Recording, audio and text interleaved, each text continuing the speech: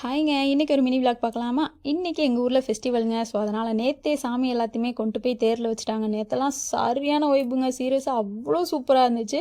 So பார்த்துட்டு செம்மையாக enjoy பண்ணிவிட்டு நைட்டு வர்றதுக்கே 2 மணிக்கு மேலேயே ஆயிடுச்சு. அந்தளவுக்கு செம்மையாக வைப் பண்ணோம். அதுக்கடுத்து காலையில் எல்லா தெருவுலையும் சுற்றிட்டு அப்படியே சாமியை பார்த்திங்கன்னா எங்கள் தெருக்கிட்ட கொண்டு வருவாங்க. ஸோ ஒவ்வொரு தெருவாக போயிட்டு போயிட்டு தாங்க வரும். பார்க்கவே நல்லாயிருக்கும். ஸோ இந்த சாமிக்கு மாவிளக்கு, அதுக்கடுத்து தேங்காய் பழம் இது எல்லாத்தையுமே உடச்சி சூப்பராக கொண்டாடுவாங்க.